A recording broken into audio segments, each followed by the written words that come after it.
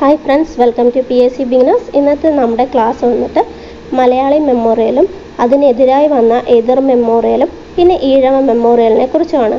ഇതിനെക്കുറിച്ചുള്ള ക്വസ്റ്റ്യൻസ് ഇതിനു മുമ്പ് പലതവണയായി വന്നിട്ടുണ്ട്.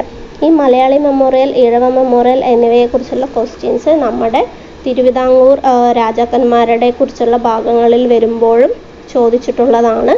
ഓക്കെ, നമുക്ക് ക്ലാസ്സിലേക്ക് കടക്കാം. ആദ്യം ഇതിൽ നിന്ന് വന്ന 2 ക്വസ്റ്റ്യൻസ് മാത്രം ഞാൻ പോയതിന് ശേഷം ക്ലാസ്സിലേക്ക് കടക്കാം. തിരുവിതാംകൂർ ഗവൺമെൻറ് സർവീസിൽ തമിഴ് ബ്രാഹ്മണരുടെ പ്രാതിനിധ്യം കുറയ്ക്കുന്നതിനും തിരുവിതാംകൂറുകാർക്ക് ഗവൺമെൻറ് സർവീസിൽ നിയമനം ലഭിക്കുന്നതിനും വേണ്ടി നടന്ന പ്രക്ഷോഭം ഏതാണ്? മലയാളി മെമ്മോറിയലാണ്. തിരുവിതാംകൂറിൽ ഈഴവർക്ക് സർക്കാർ ഉദ്യോഗങ്ങളിൽ പ്രാതിനിധ്യം ലഭിക്കുന്നതിന് വേണ്ടി ശ്രീമൂലം തിരുനാളിന് സമർപ്പിച്ച നിവേദനം അറിയപ്പെടുന്നത് എന്താണ്? ഈഴവ മെമ്മോറിയൽ എന്നാണ്.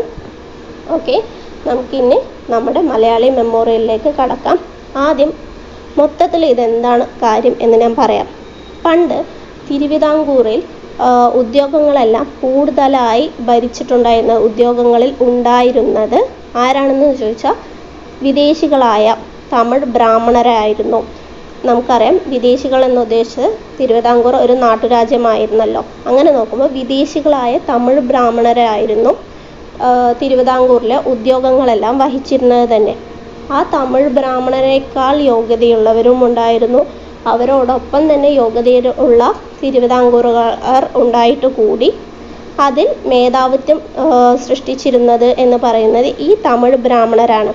അങ്ങനെയുള്ളപ്പോൾ അത് ശരിയല്ല, ഞങ്ങളുടെ നാട്ടുരാജ്യങ്ങളിൽ ആ പദവികൾ വഹിക്കാൻ യോഗ്യരായി ഞങ്ങളുള്ളപ്പോൾ എന്തിന് ഈ വെളിയിൽ നിന്നുള്ള തമിഴ് ബ്രാഹ്മണരെ അതിലേക്ക് എടുക്കുന്നു എന്ന ചിന്താഗതിയോടുകൂടി ഒരു കൂട്ടം വ്യക്തികൾ ഇതിനെതിരെ അന്നത്തെ രാജാവായിരുന്ന ശ്രീമൂലം തിരുനാളിന് ഒരു നിവേദനം സമർപ്പിച്ചു. ആ നിവേദനത്തെയാണ് മലയാളി മെമ്മോറിയൽ എന്ന് പറയുന്നത്. അപ്പോൾ ആ പേരിൽ നിന്ന് മനസ്സിലാക്കാം, തമിഴ് ബ്രാഹ്മണരുടെ മേധാവിത്വം ഇല്ലാതാക്കാൻ വേണ്ടി ഒരു കൂട്ടം മലയാളികൾ നൽകിയ നിവേദനമാണ് മലയാളി മെമ്മോറിയൽ എന്ന് പറയുന്നത്. ഓക്കെ, നമുക്കിനി ക്ലാസ്സിലേക്ക് കടക്കാം. കാര്യം പ്രത്യക്ഷത്തിൽ മനസ്സിലായല്ലോ. ഓക്കെ, മലയാളി മെമ്മോറിയൽ എന്നാണ് മലയാളി മെമ്മോറിയലിന് തുടക്കം കുറിച്ചത് എന്ന് ചോദിച്ചാൽ, എന്നാണ് മലയാളി മെമ്മോറിയലിന് തുടക്കം കുറിച്ചത്? 1891 ഈ 1891 ജനുവരി 1 10,028 പേർ ഒപ്പിട്ടത്. എത്ര പേരാണ് ഒപ്പിട്ടത്? 10,028 പേർ ഒപ്പിട്ട് അന്നത്തെ മഹാരാജാവിന് നൽകിയ നിവേദനമാണ് ഈ മലയാളി മെമ്മോറിയൽ എന്ന് പറയുന്നത്. എന്തിനു വേണ്ടി? തിരുവിതാംകൂറിൽ ഉയർന്ന ഔദ്യോഗിക സ്ഥാനങ്ങളിൽ മലയാളികൾക്ക് പ്രാധാന്യം വേണമെന്ന ആവശ്യവുമായി ബന്ധപ്പെട്ടിട്ട് 1891 ജനുവരി 1 10,028 പേർ ഒപ്പിട്ട് അന്നത്തെ മഹാരാജാവിന് നൽകിയ നിവേദനത്തെയാണ് മലയാളി മെമ്മോറിയൽ എന്ന് പറയുന്നത്.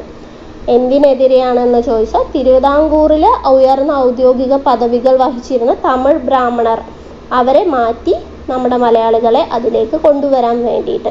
ഈ തിരുവിതാംകൂറിൽ രാഷ്ട്രീയ പ്രക്ഷോഭങ്ങൾക്ക് തുടക്കം കുറിക്കുന്നത് ഈ 1891 മലയാളി മെമ്മോറിയലോട് കൂടിയാണ്. അപ്പോൾ ഇങ്ങനൊരു ക്വസ്റ്റ്യൻ വരികയാണ്, തിരുവിതാംകൂറിൽ രാഷ്ട്രീയ പ്രക്ഷോഭങ്ങൾക്ക് തുടക്കം കുറിക്കുന്നത് ഏത് മുതലാണ് എന്ന് ചോദിച്ചാൽ 1891 മലയാളി മെമ്മോറിയലോട് കൂടിയാണ്.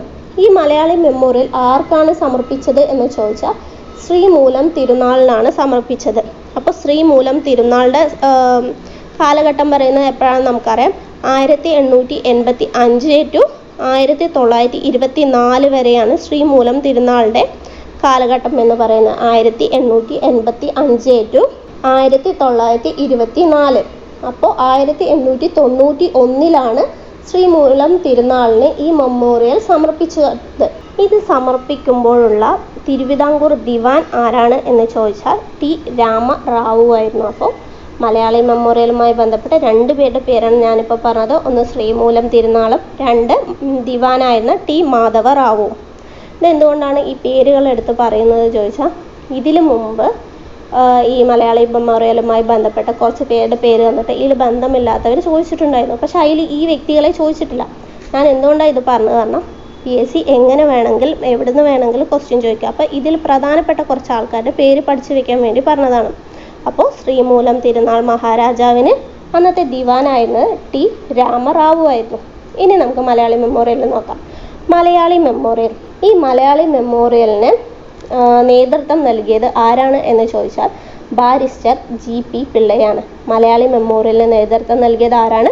Barrister GP പിള്ളയാണ്. അദ്ദേഹം ഒരു മുദ്രാവാക്യം കൂടി ഉയർത്തിയിരുന്നു. അതുതന്നെയായിരുന്നു ഈ മലയാളി മെമ്മോറിയലിൻ്റെ മുദ്രാവാക്യമായിരുന്നതും. അതെന്താണ് എന്ന് പറഞ്ഞാൽ തിരുവിതാംകൂറുകാർക്ക്. എന്താണ് മുദ്രാവാക്യം? തിരുവിതാംകൂറുകാർക്ക്. ഇതിൻ്റെ ഉപജ്ഞാതാവാരാണ്? Barrister GP Pillai. അതേ ബാരിസ്റ്റർ GP പിള്ള തന്നെയാണ് മലയാളി മെമ്മോറിയലിന് നേതൃത്വം നൽകിയ വ്യക്തികളും. ഇനി നമുക്ക് ഇതുമായി ബന്ധപ്പെട്ട കുറച്ച് വ്യക്തികളുടെ പേരും കൂടി നോക്കാം. ഈ മലയാളി മെമ്മോറിയൽ ആദ്യമായി ഒപ്പുവെച്ചത് ആരാണെന്ന് ചോദിച്ചാൽ KP ശങ്കരമേനോൻ. ആദ്യമായി ഒപ്പുവെച്ചത് KP ശങ്കരമേനോൻ. പിന്നെയാണ് രണ്ടാമതായിട്ടാണ് GP പിള്ള ഒപ്പുവെച്ചത്. മൂന്നാമതായി ഒപ്പുവെച്ച ആളുടെ പേര് ഇമ്പോർട്ടൻ്റ് ആണ്, ഡോക്ടർ പൽപ്പു. മൂന്നാമതായി ഒപ്പുവെച്ച ആളാരാണ്? ഡോക്ടർ പൽപ്പു. അപ്പോൾ ഒന്നുകൂടെ നോക്കാം.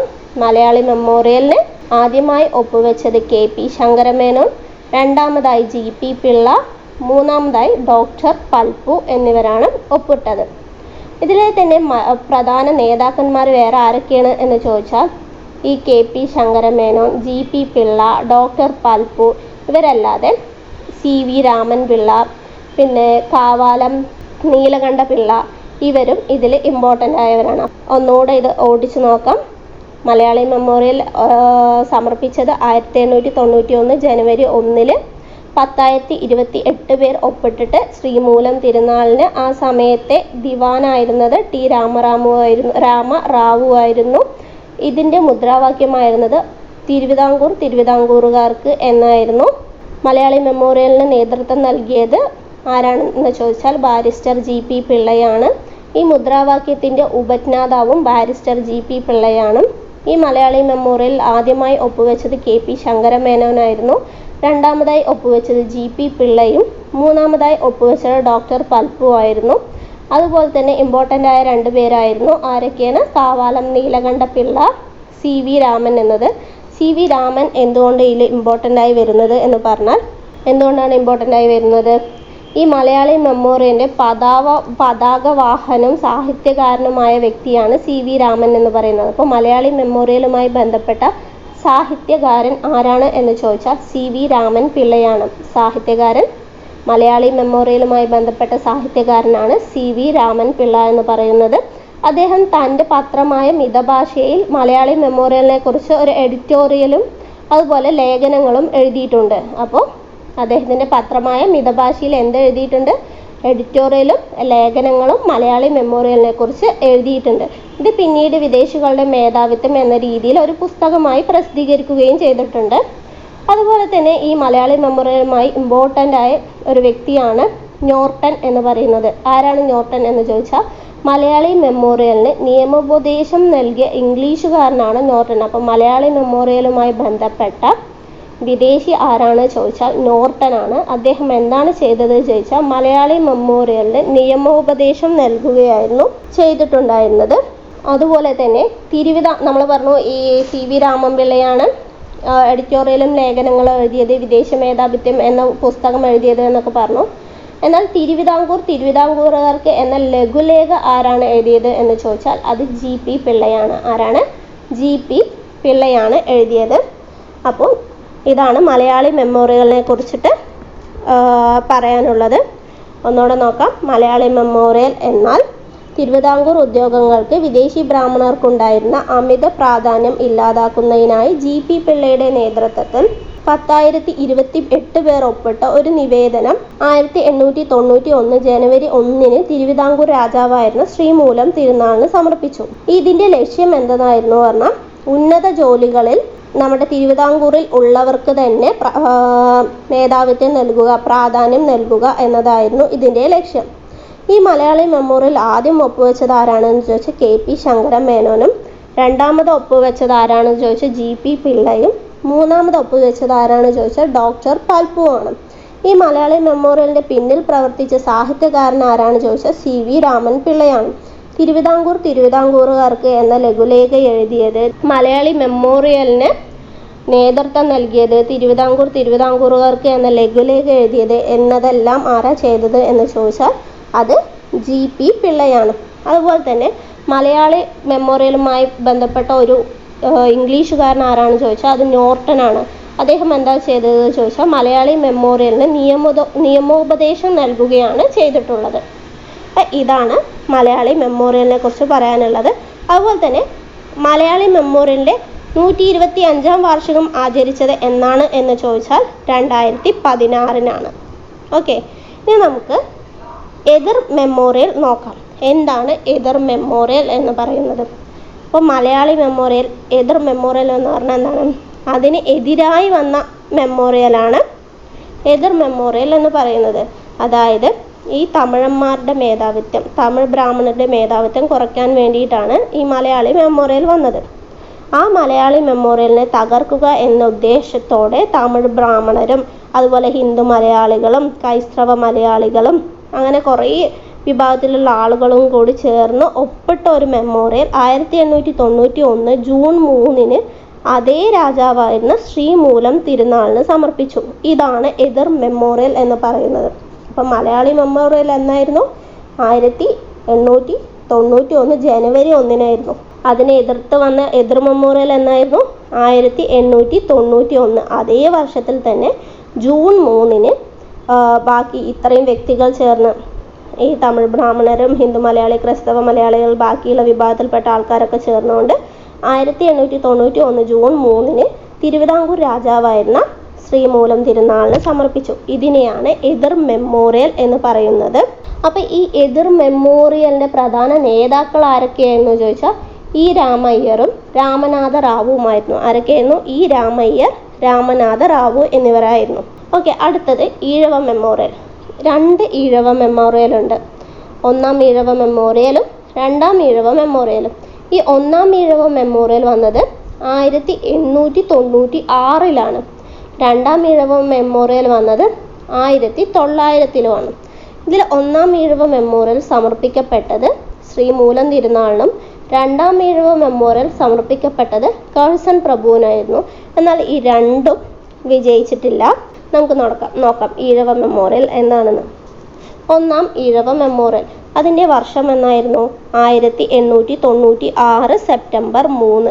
1896 സെപ്റ്റംബർ 3 ഈഴവ സമുദായത്തിൻ്റെ അവകാശങ്ങൾ നേടിയെടുക്കുന്നതിനായി ഡോക്ടർ പൽപുവിൻ്റെ നേതൃത്വത്തിൽ 13,176 പേർ ഒപ്പിട്ട ഒരു ഹർജി 1896 സെപ്റ്റംബർ 3-ന് തിരുവിതാംകൂർ മഹാരാജാവായിരുന്ന ശ്രീമൂലം തിരുനാളിന് സമർപ്പിച്ചു. ഇതാണ് ഈഴവ മെമ്മോറിയൽ എന്നറിയപ്പെടുന്നു. നമ്മൾ പറഞ്ഞു ഡോക്ടർ പൽപു ആണ് 3-ാമതായിട്ട് മലയാളി മെമ്മോറിയലിൽ ഒപ്പുവെച്ചത് എന്ന്.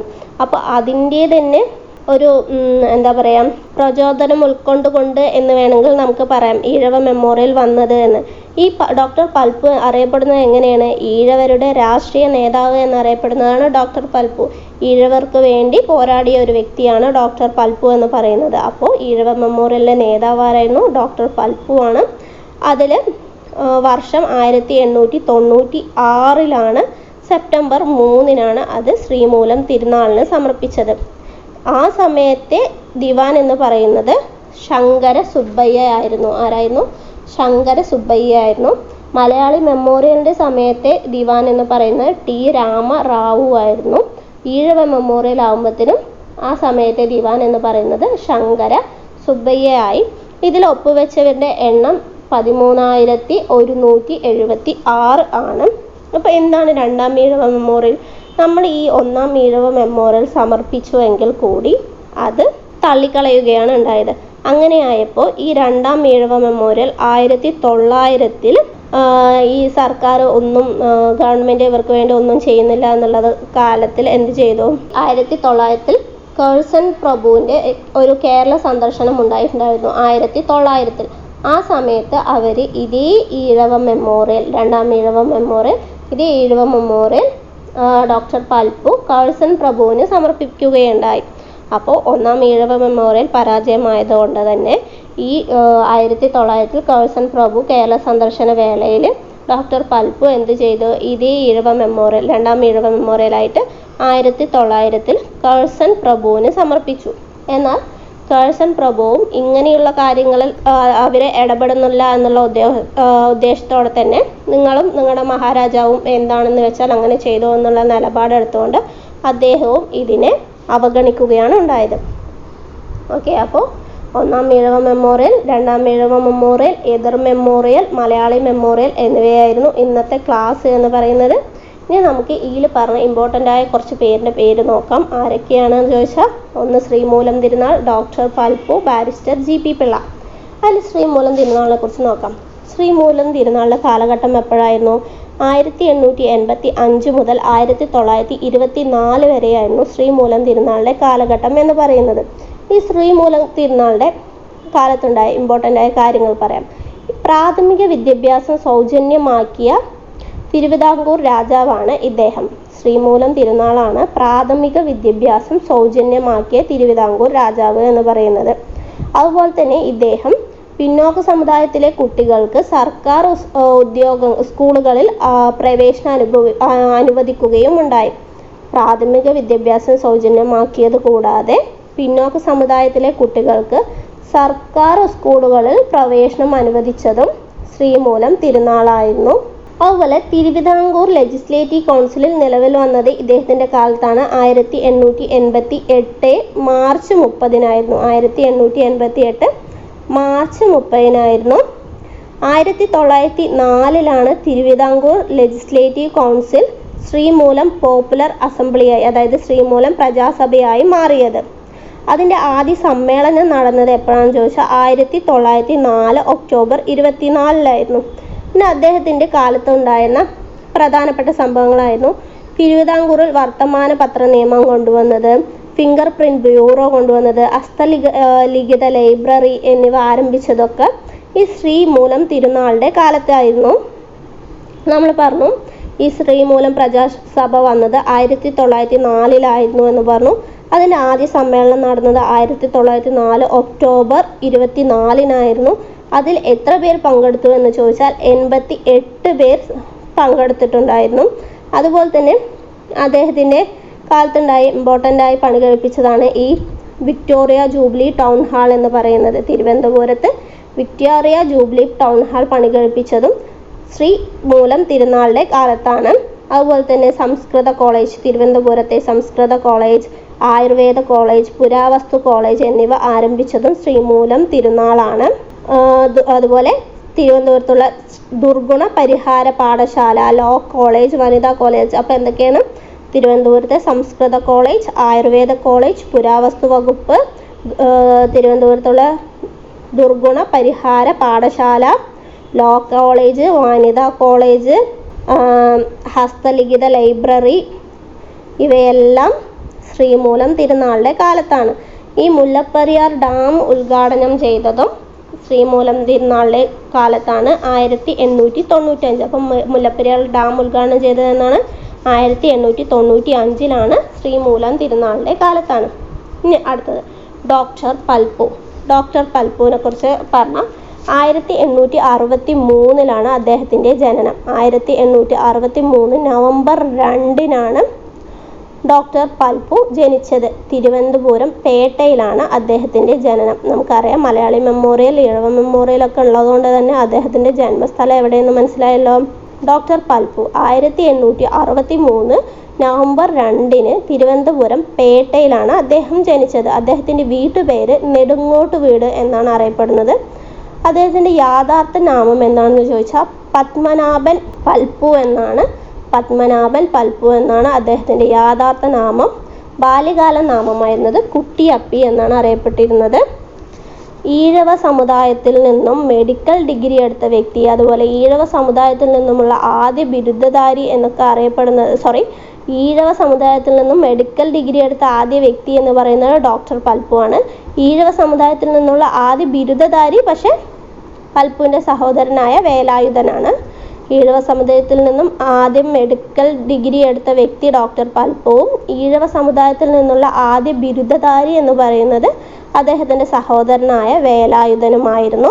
അതുപോലെ തന്നെ ഈഴവ സമുദായമായതിനാൽ തന്നെ തിരുവിതാംകൂർ മെഡിക്കൽ സർവീസുകളിലൊന്നും ഇദ്ദേഹത്തെ ഉദ്യോഗം ലഭിക്കാത്തത് കൊണ്ട് തന്നെ അദ്ദേഹം എന്ത് ചെയ്തു, മറ്റു രാജ്യങ്ങളിൽ പോയിട്ട് ഇതുപോലെ തിരുവിതാംകൂർ പോലെ മറ്റു രാജ്യങ്ങളിൽ പോയിട്ട് അദ്ദേഹത്തിന് വർക്ക് ചെയ്യേണ്ടി വന്നിട്ടുണ്ട്.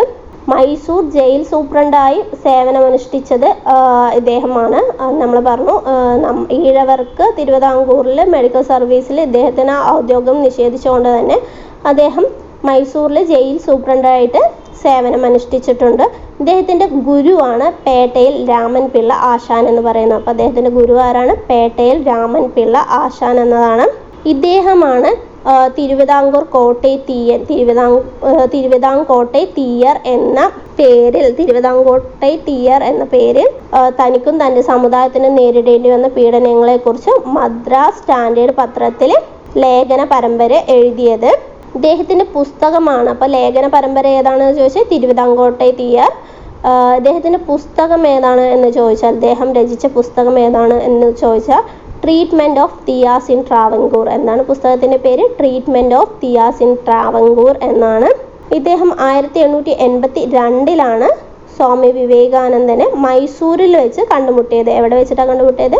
മൈസൂരിൽ വെച്ച് 1882 സ്വാമി വിവേകാനന്ദനെ കണ്ടുമുട്ടി. അദ്ദേഹത്തിൻ്റെ സംഘടനകൾ എന്തൊക്കെയാണ് നമുക്കറിയാം. തിരുവിതാംകൂർ ഈഴവ സഭ എന്നാണ്. തിരുവിതാംകൂർ ഈഴവ സഭ, Malabar economic union, greater Ezhava association, അതായത് മഹാ ഈഴവ സംഘം, ഈഴവ മഹാസഭ, ഇതൊക്കെ ഡോക്ടർ പൽപ്പു ആരംഭിച്ച സംഘടനകളാണ്. 1896 ഈഴവ മെമ്മോറിയലിന് നേതൃത്വം നൽകി. അതുപോലെ മലയാളി മെമ്മോറിയലിൽ 3ാമതായി ഒപ്പുവെച്ച വ്യക്തിയും ഡോക്ടർ പൽപ്പു ആണ്. SNWPയുടെ ആദ്യ വൈസ് പ്രസിഡന്റ് ഡോക്ടർ പൽപ്പു ആയിരുന്നു. അതുപോലെ അദ്ദേഹത്തെക്കുറിച്ച് സരോജിനി നായിഡു പറഞ്ഞ വാക്കുകളാണ് ഇന്ത്യൻ ചരിത്രത്തിലെ നിശബ്ദനായ വിപ്ലവകാരി എന്ന്. അങ്ങനെ ആരാണ് വിശേഷിപ്പിച്ചത്? സരോജിനി നായിഡു ഡോക്ടർ പൽപ്പുവിനെ വിശേഷിപ്പിച്ചതാണ് ഇന്ത്യൻ ചരിത്രത്തിലെ നിശബ്ദനായ വിപ്ലവകാരി എന്ന്. അതുപോലെ റിട്ടി ലൂക്കോസ് ഡോക്ടർ പൽപ്പുവിനെ വിശേഷിപ്പിച്ചതാണ് ഈഴവരുടെ രാഷ്ട്രീയ പിതാവ്. ഈഴവരുടെ രാഷ്ട്രീയ പിതാവ് എന്നറിയപ്പെടുന്ന ആരാണ്? ഡോക്ടർ പൽപ്പു ആണ്. അദ്ദേഹത്തെ അങ്ങനെ വിശേഷിപ്പിച്ചത് റിട്ടി ലൂക്കോസ് ആണ്. ഡോക്ടർ പൽപ്പു ധർമ്മബോധത്തിൽ ജീവിച്ച കർമ്മയോഗി എന്ന പേരിൽ ഈ ഒരു പുസ്തകം രചിച്ചത് MK സാനു ആണ്.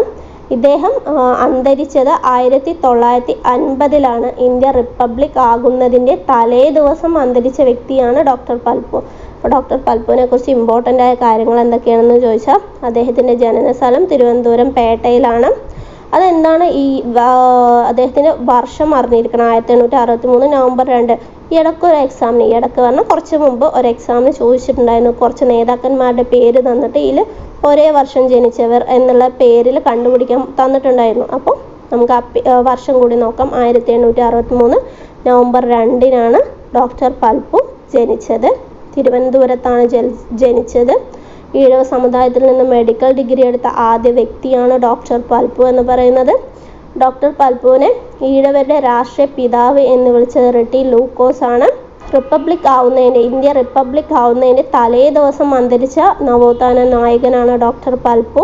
Malabar economic union, Travancore Ezhava Sabha, greater Ezhava association എല്ലാം സ്ഥാപിച്ചത് ഡോക്ടർ പൽപ്പു ആണ്. 1896 ഈഴവ മെമ്മോറിയലിന് നേതൃത്വം കൊടുത്തത് ഡോക്ടർ പൽപ്പു ആണ്. ഇനി അടുത്തത് ബാരിസ്റ്റർ GP പിള്ള. ശ്രീമൂലം തിരുനാളിനെ കുറിച്ച് പറഞ്ഞു, ഡോക്ടർ പൽപ്പുവിനെ കുറിച്ച് പറഞ്ഞു. അടുത്തത് ബാരിസ്റ്റർ GP പിള്ള. തിരുവിതാംകൂറിൻ്റെ വന്ധ്യവയോജകൻ എന്നറിയപ്പെടുന്ന വ്യക്തിയാണ് ബാരിസ്റ്റർ GP പിള്ള. തിരുവിതാംകൂറിൻ്റെ വന്ധ്യവയോധികൻ എന്നറിയപ്പെടുന്ന വ്യക്തിയാണ് ബാരിസ്റ്റർ GP പിള്ള. ആധുനിക തിരുവിതാംകൂറിലെ രാഷ്ട്രീയ പ്രക്ഷോഭങ്ങളുടെ പിതാവ് എന്നറിയപ്പെടുന്നത് GP പിള്ളയാണ്. നമ്മൾ പറഞ്ഞു തിരുവിതാംകൂറിൽ രാഷ്ട്രീയ പ്രക്ഷോഭങ്ങൾക്ക് തുടക്കം കുറിക്കുന്നത് 1891 മലയാളി മെമ്മോറിയലോട് കൂടിയാണ് എന്ന് നമ്മൾ പറഞ്ഞിട്ടുണ്ടായിരുന്നു. ആ മലയാളി മെമ്മോറിയലിന് നേതൃത്വം നൽകിയത് ബാരിസ്റ്റർ GP പിള്ളയാണ് എന്ന് പറഞ്ഞു. അപ്പോൾ ആധുനിക തിരുവിതാംകൂറിലെ രാഷ്ട്രീയ പ്രക്ഷോഭങ്ങളുടെ പിതാവ് എന്നറിയപ്പെടുന്നത് GP പിള്ളയാണ്. തിരുവിതാംകൂറിൻ്റെ വന്ധ്യവയോജകൻ എന്നറിയപ്പെടുന്നത് GP പിള്ളയാണ്. അദ്ദേഹത്തിൻ്റെ പൂർണ്ണനാമം ഗോവിന്ദൻ പരമേശ്വരൻ പിള്ള എന്നാണ്. ഗോവിന്ദൻ പരമേശ്വരൻ പിള്ളയാണ്. തിരുവനന്തപുരം പള്ളിപ്പുറത്താണ് അദ്ദേഹത്തിൻ്റെ ജനനം. 1864 1891 മലയാളി മെമ്മോറിയലിൽ പ്രധാന പങ്ക് വഹിച്ച വ്യക്തിയാണ് അദ്ദേഹം. രണ്ടാമതായി ഒപ്പുവെച്ച വ്യക്തിയാണ് ഡോക്ടർ TM നായരുമൊത്ത് 1897 വിക്ടോറിയ രാജ്ഞിയുടെ വജ്ര ജൂബിലി ആഘോഷത്തിന് ഇംഗ്ലണ്ടിലെത്തിയ നവോത്ഥാന നായകനാണ് GP പിള്ള എന്ന് പറയുന്നത്. അദ്ദേഹം പങ്കെടുത്ത ആദ്യത്തെ കോൺഗ്രസ് സമ്മേളനം 1889 ബോംബെ സമ്മേളനമാണ്. 1889 ബോംബെ സമ്മേളനമാണ്. 1894 മദ്രാസ് കോൺഗ്രസ് സമ്മേളനത്തിൽ സെക്രട്ടറിയായി തെരഞ്ഞെടുക്കപ്പെട്ടതും GP പിള്ളയാണ്. ഗാന്ധിജിയുടെ ആത്മകഥയിൽ സൂചിപ്പിച്ചിട്ടുള്ള ഒരേ ഒരു മലയാളിയാണ് GP പിള്ള എന്നത്. തിരുവിതാംകൂറുകാർക്ക് എന്ന ലഘുലേഖ തയ്യാറാക്കിയത് GP പിള്ളയാണ്. ആ മുദ്രാവാക്യത്തിൻ്റെ ഉപജ്ഞാതാവ് GP പിള്ളയാണ്. ഇന്ത്യൻ നാഷണൽ കോൺഗ്രസിൻ്റെ ആദ്യ സമ്മേളനത്തിൽ പങ്കെടുത്ത ഏക മലയാളിയും GP പിള്ളയാണ്. ഒരു രാജ്യസ്നേഹി എന്ന പേരിൽ മദ്രാസ് ടൈംസ് എന്ന ദിനപത്രത്തിൽ ലേഖനങ്ങൾ എഴുതിയ നവോത്ഥാന നായകനാണ് GP പിള്ള എന്ന് പറയുന്നത്. എങ്ങനെയാണ്? ഒരു രാജ്യസ്നേഹി എന്ന പേരിൽ മദ്രാസ് ടൈംസ് ദിനപത്രത്തിൽ ലേഖനങ്ങൾ എഴുതിയ നവോത്ഥാന നായകനാണ് GP പിള്ള എന്ന് പറയുന്നത്. അദ്ദേഹം ഫിലോ കോർഡയർ എന്ന വ്യാജനാമത്തിൽ ലേഖനങ്ങൾ എഴുതിയ സാമൂഹിക പരിഷ്കർത്താവ് കൂടിയാണ്. അപ്പോൾ അദ്ദേഹത്തിൻ്റെ വ്യാജനാമം, ലേഖനങ്ങൾ എഴുതാൻ യൂസ് ചെയ്ത വ്യാജനാമം ഏതാണെന്ന് ചോദിച്ചാൽ ഫിലോ കോർഡയർ ആണ്. അപ്പോൾ ഇതാണ് നമ്മുടെ ഇന്നത്തെ ക്ലാസ് എന്ന് പറയുന്നത്. മലയാളി മെമ്മോറിയൽ, ഈഴവ മെമ്മോറിയൽ, അതിൽ എതിർ മെമ്മോറിയൽ, അതിൽ പ്രധാനപ്പെട്ട വ്യക്തികളുടെ പേര് എന്നിവയൊക്കെയാണ് നമ്മൾ ഇന്നത്തെ ക്ലാസ്സിൽ പറഞ്ഞത്. അപ്പോൾ മലയാളി മെമ്മോറിയലിൽ ഇമ്പോർട്ടൻ്റ് ആയ വ്യക്തികളെ ഒന്ന് സമർപ്പിച്ചത് ശ്രീമൂലം തിരുനാളിന് അപ്പത്തെ ദിവാൻ ടി രാമറാവു ആയിരുന്നു. ഇതിന് നേതൃത്വം കൊടുത്തത് ബാരിസ്റ്റർ GP പിള്ളയാണ്. അതിൽ ബന്ധപ്പെട്ട സാഹിത്യകാരൻ CV രാമനാണ്. ആദ്യമായി ഒപ്പുവെച്ചത് KP കേശവമേനോനാണ്. രണ്ടാമത് GP പിള്ള. മൂന്നാമതാണ് ഡോക്ടർ പൽപ്പു ഒപ്പുവെച്ചത്. അതുകൂടാതെ കാവാലം നീലകണ്ഠപിള്ളയും ഇതിൽ ഇമ്പോർട്ടൻ്റ് ആയതാണ്. ഇതിനുമായി ബന്ധപ്പെട്ട ഇംഗ്ലീഷുകാരൻ ആരാണെന്ന് ചോദിച്ചാൽ നോർട്ടൺ ആണ്. ഇതിനു വേണ്ടി നിയമോപദേശം നൽകിയ വ്യക്തിയാണ് നോർട്ടൺ എന്ന് പറയുന്നത്. ഇതിൽ ഏകദേശം 10,028 പേർ ഒപ്പുവെച്ചു. ജനുവരി 1, 1891 ജനുവരി 1 ഇത് ശ്രീമൂലം തിരുനാളിന് സമർപ്പിച്ചത്. തമിഴ് ബ്രാഹ്മണരുടെ മേധാവിത്വം കുറയ്ക്കുന്നതിന് വേണ്ടി തിരുവിതാംകൂറുകാർക്ക് കിട്ടുന്നതിന് വേണ്ടി അതായിരുന്നു അതിൻ്റെ മുദ്രാവാക്യം. അത് തയ്യാറാക്കിയതും GP പിള്ളയാണ്. ഇതിനെതിരായി വന്ന എതിർ മെമ്മോറിയൽ എന്നായിരുന്നു. അതേ വർഷം 1891 ജൂൺ 3 അതിൽ ഇമ്പോർട്ടൻ്റ് ആയ വ്യക്തികൾ ആരൊക്കെയാണെന്ന് പറഞ്ഞാൽ E രാമയ്യ അയ്യരും രാമനാഥ റാവുവാണ്. രാമയ്യ അയ്യർ, രാമനാഥ റാവു എന്നിവരാണ്. മലയാളി മെമ്മോറിയലിൻ്റെ 125ാം വാർഷികം ആചരിച്ചത് 2016 അടുത്തത് നമ്മൾ ഈഴവ മെമ്മോറിയലിനെ കുറിച്ച് പറഞ്ഞു. ഈഴവ മെമ്മോറിയലിന് നേതൃത്വം നൽകിയത് ഡോക്ടർ പൽപ്പു ആണ്. 2 ഈഴവ മെമ്മോറിയൽ ഉണ്ട്. 1896 1900 1896 അത് ശ്രീമൂലം തിരുനാളിനും. രണ്ടാമത് കേൾസന്റെ കേരള സന്ദർശനത്തിൽ കേൾസൺ പ്രഭുവിനാണ് നൽകിയത്. എന്നാൽ രണ്ടും പരാജയപ്പെടുകയുണ്ടായി. തിരുവിതാംകൂറുകാർക്ക് ഔദ്യോഗികങ്ങളിൽ പ്രാതിനിധ്യം നൽകാൻ വേണ്ടിയിട്ട് നമ്മൾ പറഞ്ഞു ഡോക്ടർ പൽപ്പു ആദ്യത്തെ ഈഴവരിലുള്ള മെഡിക്കൽ ബിരുദധാരി ആയിരുന്നിട്ട് കൂടി അദ്ദേഹത്തിന് തിരുവിതാംകൂറിൽ സേവനം അനുഷ്ഠിക്കാൻ കഴിഞ്ഞിട്ടില്ല. അപ്പോൾ അതുകൊണ്ടെല്ലാം തന്നെ മലയാളി മെമ്മോറിയൽ വന്നതിന് ശേഷം അതിൽ ഇമ്പോർട്ടൻ്റ് ആയ വ്യക്തി കൂടിയായിരുന്നു ഡോക്ടർ പൽപ്പു. അതിൻ്റെ എല്ലാം പ്രചോദനത്തോടെ 1896 സെപ്റ്റംബർ 3 ഡോക്ടർ പൽപ്പു ഒരു ഈഴവ മെമ്മോറിയൽ സമർപ്പിച്ചു. അതിൽ 13,176 പേർ ഒപ്പിട്ടിട്ടുണ്ടായിരുന്നു. 13,176 പേർ ഒപ്പിട്ടത്. രണ്ടാം ഈഴവ മെമ്മോറിയൽ 1900 കേൾസൺ പ്രഭുവിന് സമർപ്പിക്കുകയുണ്ടായി. അപ്പോൾ ഇതാണ് ഇന്നത്തെ ക്ലാസ്സിൽ ഇമ്പോർട്ടൻ്റ് ആയ കാര്യങ്ങളെന്ന് പറയുന്നത്. ഇനി ഇതുമായി ഇമ്പോർട്ടൻ്റ് ആയ ഇതിനു മുമ്പ് ചോദിച്ച കുറച്ച് ക്വസ്റ്റ്യനും കൂടി നമുക്ക് നോക്കാം. മലയാളി മെമ്മോറിയൽ സമർപ്പിച്ചത് ആർക്ക്? ശ്രീമൂലം തിരുനാളിന്. തിരുവിതാംകൂറുകാർക്ക് എന്ന ആശയത്തിൻ്റെ ഉപജ്ഞാതാവ് ബാരിസ്റ്റർ GP പിള്ളയാണ്. മലയാളി മെമ്മോറിയൽ ശ്രീമൂലം തിരുനാളിന് സമർപ്പിച്ച വർഷം 1891. ഇത് LDCയിൽ ചോദിച്ചിട്ടുള്ള ചോദ്യമാണ്. മലയാളി മെമ്മോറിയലിന് നിയമോപദേശം നൽകിയത് നോർട്ടൺ ആണ്. 1896 ഈഴവ മെമ്മോറിയലിന് നേതൃത്വം നൽകിയത് ആരാണ്? ഡോക്ടർ പൽപ്പു ആണ്. ഈഴവ മെമ്മോറിയൽ സമർപ്പിച്ചത് 1896 സെപ്റ്റംബർ 3-നാണ്. മലയാളി മെമ്മോറിയലുമായി ബന്ധപ്പെട്ട മുദ്രാവാക്യമാണ് തിരുവിതാംകൂറുകാർക്ക് എന്ന് പറയുന്നത്. സർക്കാർ ജോലികളിൽ തിരുവിതാംകൂറുകാർക്ക് മതിയായ പ്രാതിനിധ്യം ആവശ്യപ്പെട്ടുകൊണ്ട് നടന്ന സംഭവം ഏത്? Option A Nivarthana Prakshobham, B Malayali memorial, C Ezhava memorial, D Yachanayathra. Answer Malayali memorial. ഇത് 10th പ്രിലിമിനറി എക്സാമിന് ചോദിച്ചിട്ടുള്ള ചോദ്യമാണ്. ഓക്കെ, ഇതാണ് ഇന്നത്തെ ക്ലാസ് എന്ന് പറയുന്നത്. ഇനിയും ഒരുപാട് വലിച്ചു നീട്ടുന്നില്ല. മലയാളി മെമ്മോറിയലുമായി ഇമ്പോർട്ടൻ്റ് വ്യക്തി ആരാണെന്ന് ചോദിച്ചാൽ ബാരിസ്റ്റർ GP പിള്ളയും ഈഴവ മെമ്മോറിയൽ ഡോക്ടർ പൽപ്പുവാണ്. ഇതും കൂടി ഇമ്പോർട്ടൻ്റ് ആയി ഓർത്ത് വയ്ക്കുക. അതുപോലെ ഈഴവ മെമ്മോറിയൽ സമയത്ത് ദിവാൻ ശങ്കര സുബ്ബറാവുവും മലയാളി മെമ്മോറിയൽ സമയത്ത് ദിവാൻ T രാമറാവുവാണ്. അതും കൂടി ഒന്ന് ഓർത്ത് വയ്ക്കുക. ഓക്കെ, ഇതാണ് ഇന്നത്തെ ക്ലാസ് എന്ന് പറയുന്നത്. ഇഷ്ടപ്പെട്ടാൽ ലൈക്ക് ചെയ്യുക, സബ്സ്ക്രൈബ് ചെയ്യുക. വീണ്ടും ഒരു പുതിയ ക്ലാസ്സുമായി വരുന്നത് വരെ ഓക്കെ, ബൈ.